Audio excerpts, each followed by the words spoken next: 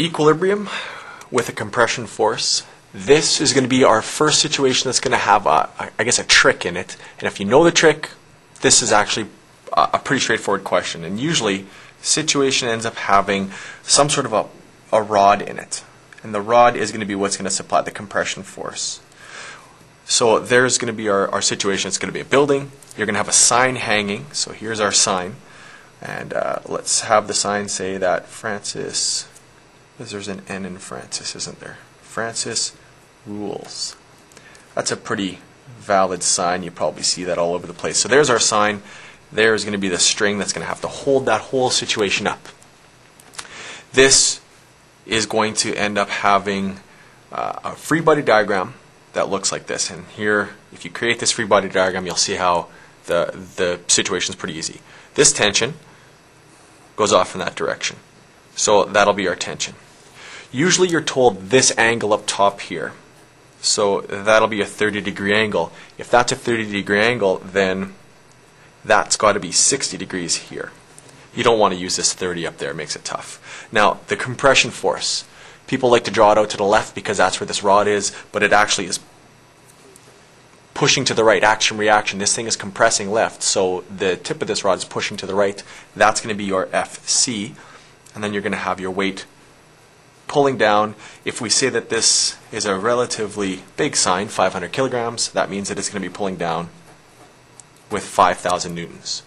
So that's how the free body diagram sets up.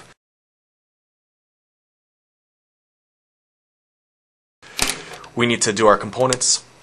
We're going to have our blue here, and you're going to have the shadow of the tension, which is going to be a blue there. You'll also have your Y and your Y. There you go. So you have your blue and your blue and your pink and your pink. We just have to set things up. We'll first of all go, well, this has to be tension in the Y direction. This has to be tension in the X direction. Let's do our sum of Fx's.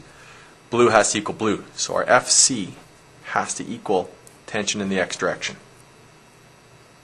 So that means that Fc is going to end up equaling T cosine 60 degrees. So that's our first equation. We're going to do our sum of Fy now.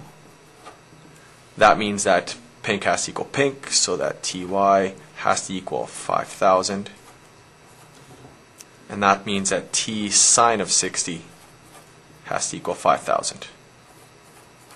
So you have a look. You've got two equations again, but now you have this equation which only got one unknown. We'll find T here, we'll put T there, and we'll find Fc. So our tension then is going to end up equaling 5,000 divided by the sine of 60. So that's going to give you 773.5 newtons. That is your tension. That goes here. 773.5 newtons there, and we're going to take this, we're going to plug it into here, so you're going to get Fc is going to be equal to 5773.5 cosine of 60. So that means Fc ends up equaling 2886.8 newtons. Now, because our tension's up at an angle, you could go at 60 degrees north of west if you really wanted to be finicky about your direction, which we don't. If you look at the picture, fine. This one, though, just because it's laid out on the x-axis and it's to the right, I'm going to throw it down there, positive. There you go. Okay? That's how you do those.